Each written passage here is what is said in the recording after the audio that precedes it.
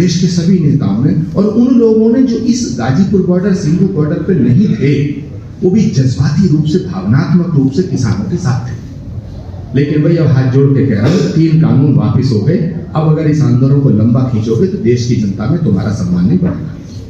बस मैं बता रहा हूं आप। और बीजेपी की सरकार चाहती है कि तुम एक पे एक दिन 1, 2, 3 और शर्तें लगाते रहो, जिससे लोगों को ये कहने का मौका मिल जाए कि देखो हमने इनकी बात मान ली, अब ये जिद करके इस देश को डिस्टर्ब करना चाहते हैं। मेरा निवेदन है, हो सकता है कि आपको मेरी बात बुरी लगे, आपके नेताओं को बुरी लगे, हो सकता है कांग्रेस पार्टी के कुछ लोगों को बुरी लगे, लेकिन जो सच है वो कहना चाहिए।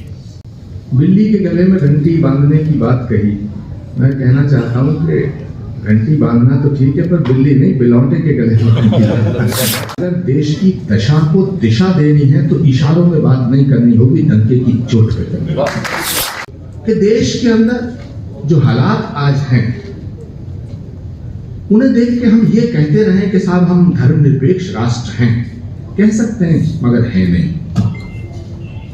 तो ये बात कहना बड़ा कलेजे का काम है।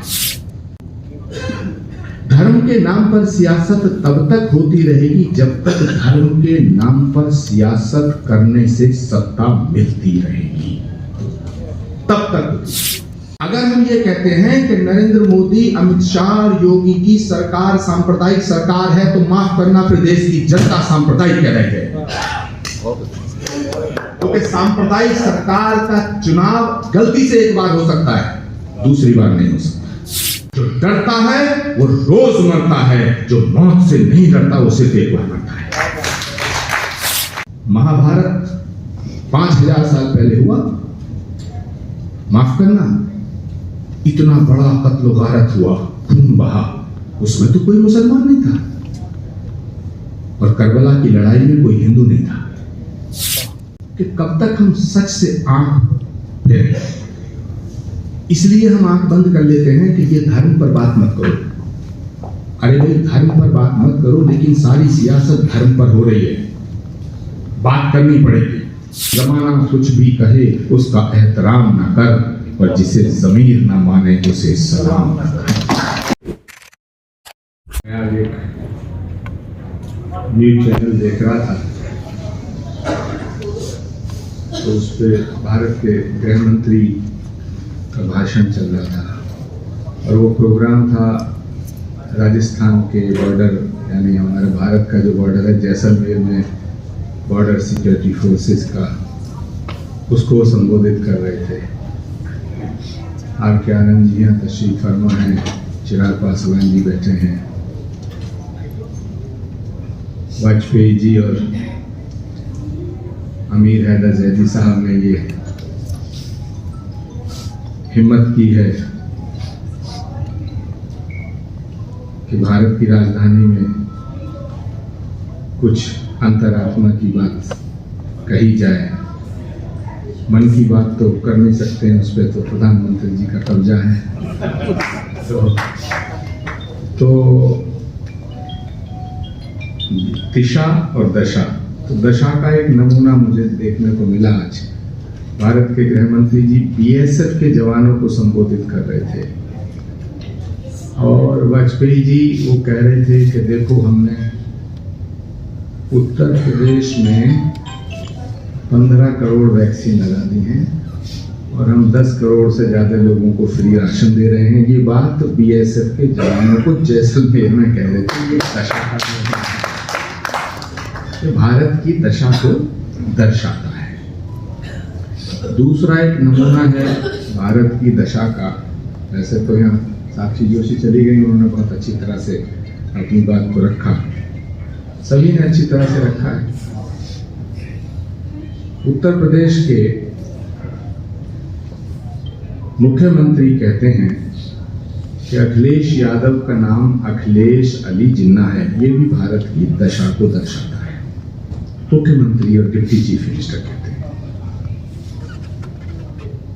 भारत के प्रधानमंत्री, भारत की सरकार क्या क्या कहते हैं, क्या क्या करते हैं, ये कुछ छुपा हुआ नहीं है। ऐसा नहीं कि मैं बताऊंगा, आपको पता चलेगा। मगर दिक्कत ये है कि ये जो दशा है इस पर सब बात कर रहे हैं, दिशा क्या होनी चाहिए। बड़ा सवाल ये है, अभी मुझसे पहले किसी वक्ता ने कहा कि बिल्ली के गले में घंटी कौन बांधेगा। दिनेश वाशने जी भी बोल रहे थे, हमारे राजकुमार भाटी जी ने भी बोला, सभी लोग अपनी अपनी बात रख रहे हैं, हम सब बैठे हैं। बिल्ली के गले में घंटी बांधने की बात कही, मैं कहना चाहता हूं कि घंटी बांधना तो ठीक है, पर बिल्ली नहीं, बिलौटे के गले में घंटी बांधना।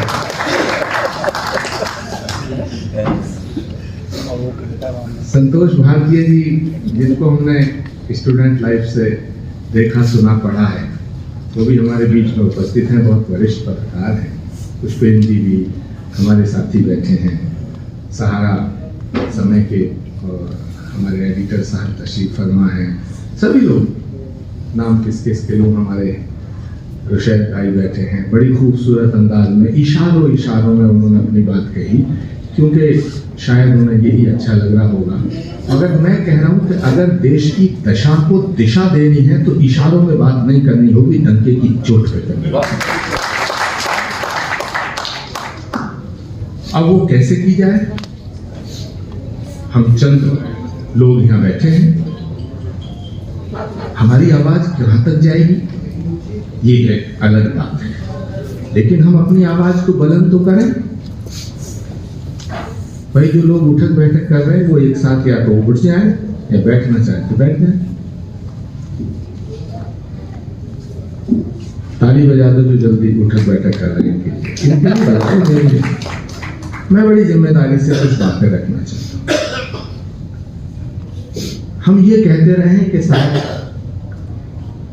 देश सेकुलर है, देश धर्मनिरपेक्ष है, हमारा संविधान है, हमारी संसद है, लोकतंत्र है। मुझे लगता है कि हम अपने आप से बेईमानी कर रहे हैं। जब देश आजाद हुआ तो एक संविधान मिला और हम धर्मनिरपेक्ष राष्ट्र थे, लेकिन आज अगर हम ये बात कहते हैं, बात कड़वी है लेकिन सच है। और आदि शंकराचार्य ने 2000 साल पहले एक सूत्र दिया था कि यद्यपि शुद्धम लोक विरुद्धम न करणीयम, आर्यानंद, कि देश के अंदर जो हालात आज हैं उन्हें देख के हम ये कहते रहे कि साहब हम धर्मनिरपेक्ष राष्ट्र हैं, कह सकते हैं मगर है नहीं। तो ये बात कहना बड़ा कलेजे का काम है। सवाल इस बात का है, अभी ये बात उठी कि साहब धर्म के नाम पर सियासत हो रही है। इसे हम एक बार कहें 100 बार कहें, इससे क्या फर्क पड़ता है? धर्म के नाम पर सियासत तब तक होती रहेगी जब तक धर्म के नाम पर सियासत करने से सत्ता मिलती रहेगी, तब तक होती है। जब किसी बात को करने से हुकूमत मिलती है, गौरव वल्लभ हमारी कांग्रेस पार्टी के राष्ट्रीय प्रवक्ता, बड़े विद्वान प्रवक्ता, उन्होंने जीडीपी समझाई, रेट समझाया, बेरोजगारी की दर समझाई, एमएसपी समझाई। अरे इन पे कोई टालता कौन है? चुनाव हो रहा है, किसान आंदोलन हुआ, और वो आंदोलन जिसने देश के बहुत अहंकारी प्रधानमंत्री को झुकने को मजबूर कर दिया। लेकिन उत्तर प्रदेश का जो होने वाला चुनाव है, उसमें जब आप वोट डालने जाएंगे, आपके रिश्तेदार, आपके दोस्त, तो पूरी तैयारी हो चुकी है। महंगाई पे वोट नहीं पड़ने जा रहा है, बेरोजगारी पे वोट नहीं पड़ने जा रहा है, सिद्धांत और संविधान की दुहाई पे वोट नहीं पड़ने जा रहा है। हिंदुस्तान, पाकिस्तान, हिंदू मुसलमान, तालिबान आ जाएगा, सब यही हो रहा है। साक्षी जोशी जो बात कर रही थी, बिल्कुल ठीक बात कर रही थी। एक एजेंडा सेट हो चुका है। और आर के आनंद साहब, मैं आपको खास तौर से बधाई देना चाहूंगा कि आपने इस कार्यक्रम के माध्यम से एक नई दिशा लेने का प्रयास किया, वरना कई सालों से हम आपको भी नहीं देख रहे थे। प्रॉब्लम इस देश के लोकतंत्र को बचाने की दुहाई देने वालों की क्या है? हम जब सेमिनार में होते हैं, हम जब कॉन्फ्रेंसेस में होते हैं, हम जब प्रेस कॉन्फ्रेंसेस में होते हैं, हम जब टेलीविजन के स्टूडियो में होते हैं, हम जब अपनी एक दूसरे के साथ मीटिंग्स में होते हैं, तो हम बहुत पॉलिटिक्स पे बात करते हैं। लेकिन हम सड़क पे या देश की जनता जहां है उसके बीच में जाकर के उस प्लेटफॉर्म से हमेशा गायब रहते हैं। आप इतने बड़े वकील हैं, आपको क्या जरूरत है? देश में कुछ भी होता है, आपका तो जीवन बहुत आनंद से चल सकता है। लेकिन आप निकल करके आए हैं, इसके लिए मैं आपको आज बधाई देता हूं और आपका शुक्रिया।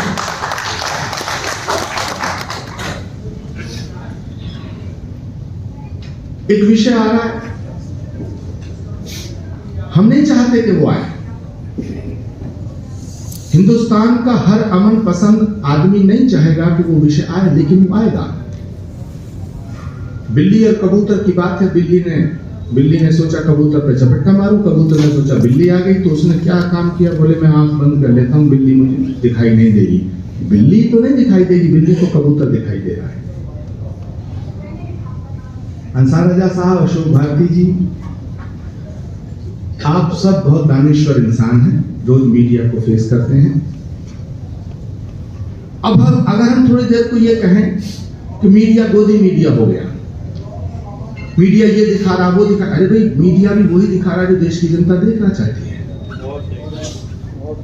इसलिए मैं कह रहा हूं कि जो सेकुलर नाम का शब्द है, धर्मनिरपेक्षता, संविधान, ये अतीत के शब्द हो गए। अब कैसे ठीक किया जाए? एक बड़ा सवाल ये है। हम ये कहते रहेंगे साहब ये शैतान है, ये साहब गलत काम कर रहा है। शैतान को क्या फर्क पड़ता है? कोई ये कहो शैतान है या नहीं, उसे तो काम करना है। देश बचे कैसे? अगर हम सरकार को कोसते रहेंगे, एक पक्ष को कोसते रहेंगे, ये भी ईमानदारी नहीं है साहब। कैसे नहीं है भाटी जी, मैं बताता हूं। अगर हम ये कहते हैं कि नरेंद्र मोदी, अमित शाह, योगी की सरकार सांप्रदायिक सरकार है, तो माफ करना, फिर देश की जनता सांप्रदायिक कह रहे हैं।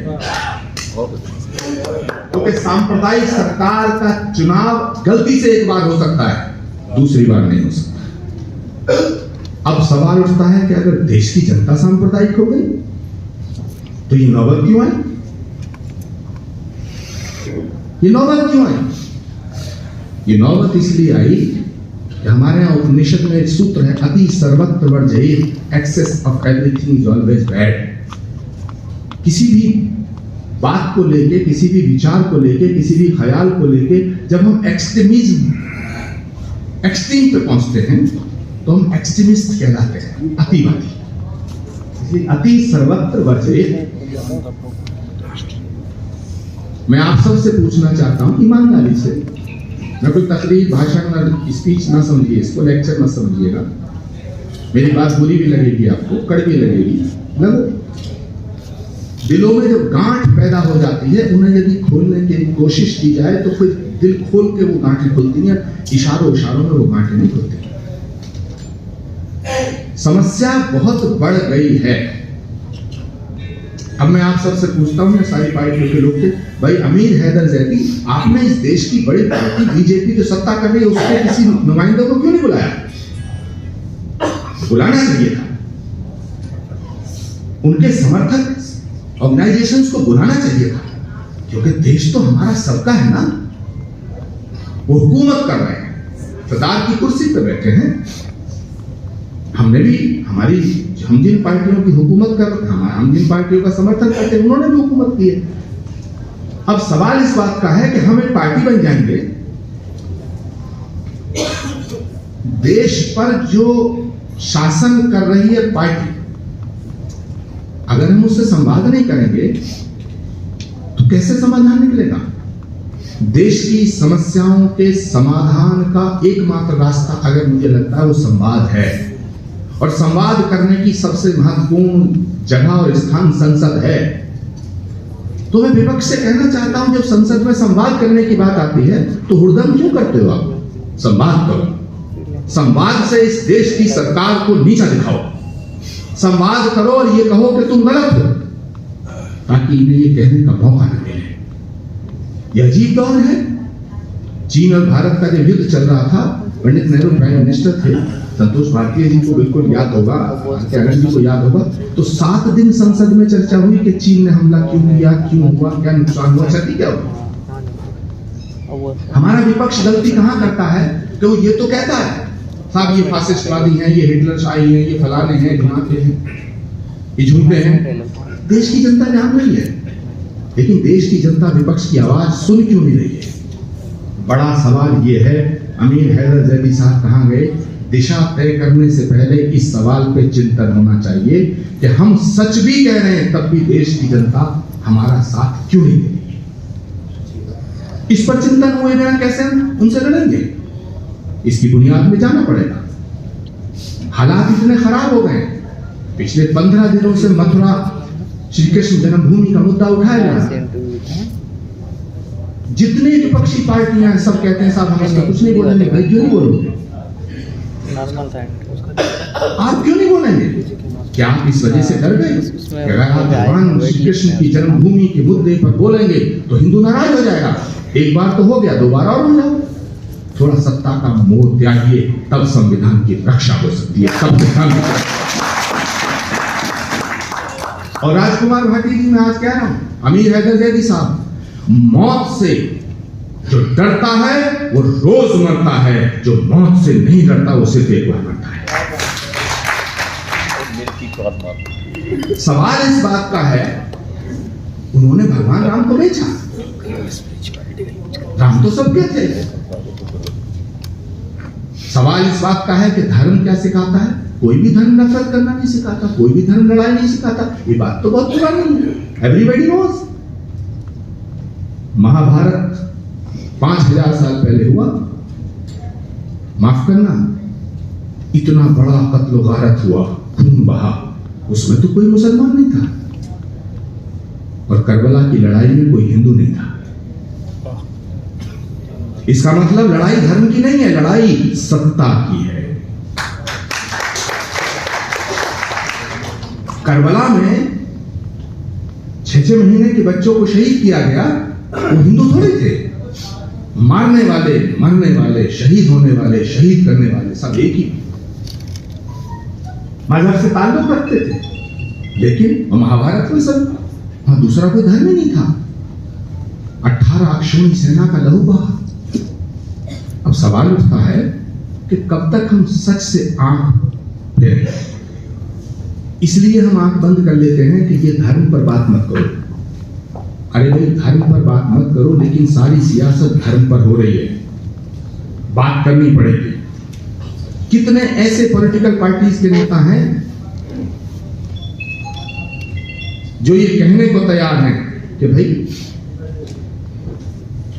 फसाद मत करो, और अगर फसाद करोगे तो हम तुम्हारे आगे आएंगे। 10 दिन से विश्व हिंदू परिषद, बीजेपी और बीजेपी की सरकारों के मंत्री, उप मुख्यमंत्री, मुख्यमंत्री, राज्यों के गवर्नर दोबारा से इस आग को हवा देना चाहते हैं। और मैं आपको आज कह के जा रहा हूं अफसोस के साथ कि ये आग आपकी खामोशी से रुकेगी नहीं। अगर इसे रोकना है तो सत्ता का मोह त्याग करके इन नालायक आवाज उठाने वालों के सामने खड़ा होना पड़ेगा। खड़ा होना पड़ेगा। हमारा देश जब आजाद हुआ, एक फैसला लिया गया, पाकिस्तान हिंदुस्तान एक ही था, बट गया।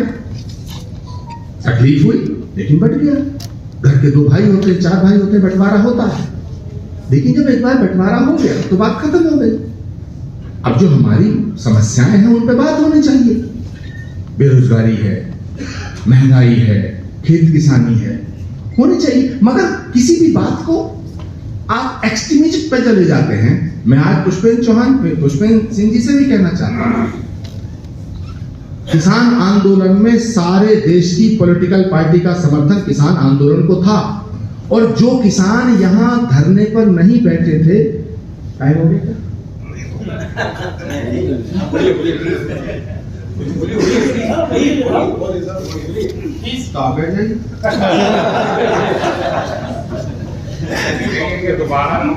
नहीं, क्योंकि अगर किसी मसले का हल करना तो बात तो करनी पड़ेगी, और अगर फॉर्मेलिटी पूरी करनी है, जैसे दक्षिणा लेके हम प्रवचन करने जाते हैं, लिफाफा लेके तकरीर करने जाते हैं मौलाना लोग और हम लोग सब, वैसा करना तो हो गया काम, बात खत्म हो गई।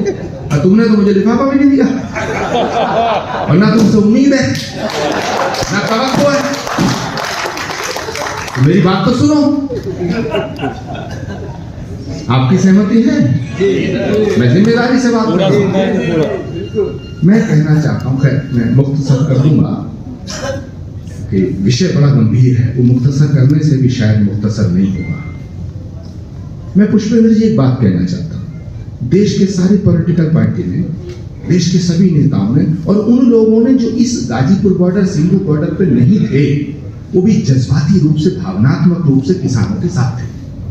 लेकिन भाई अब हाथ जोड़ के कह रहा हूं, 3 कानून वापिस हो गए, अब अगर इस आंदोलन को लंबा खींचोगे तो देश की जनता में तुम्हारा सम्मान नहीं बढ़ेगा। बस मैं बता रहा हूं आप। और बीजेपी की सरकार चाहती है कि तुम एक दिन 1, 2, 3 और शर्तें लगाते रहो, जिससे लोगों को ये कहने का मौका मिल जाए कि देखो हमने इनकी बात मान ली, अब ये जिद करके इस देश को डिस्टर्ब करना चाहते हैं।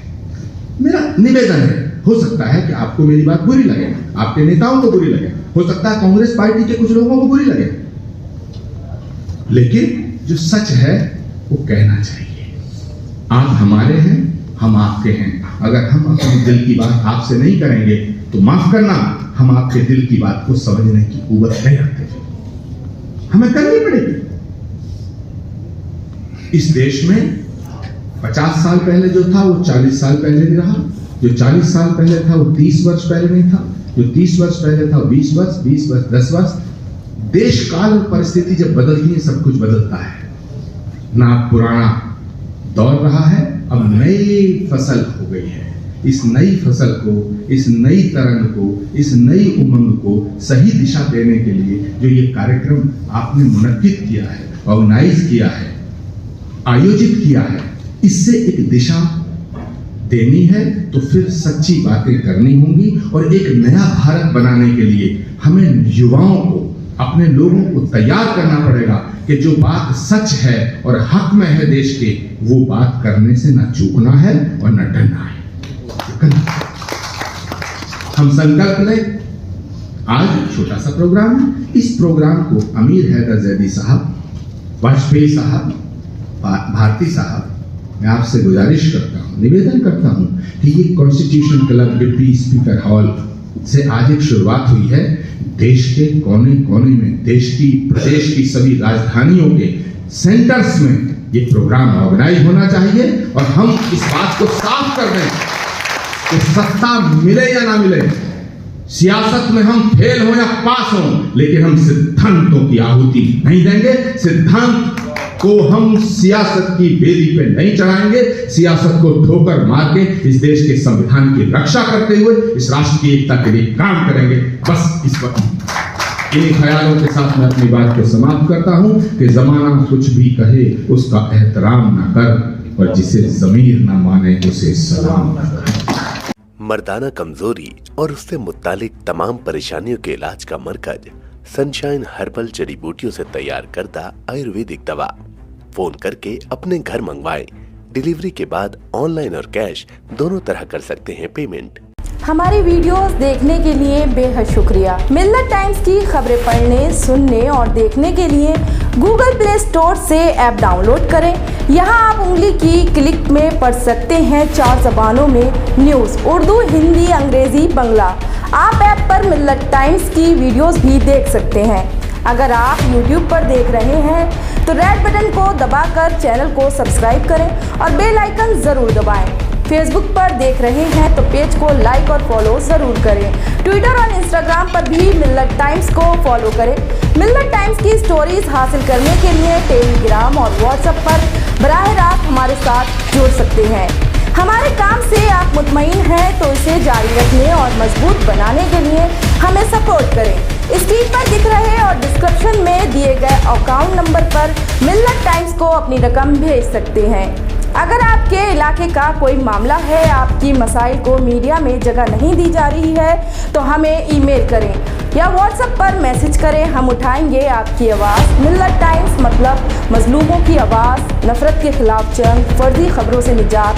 www.millattimes.com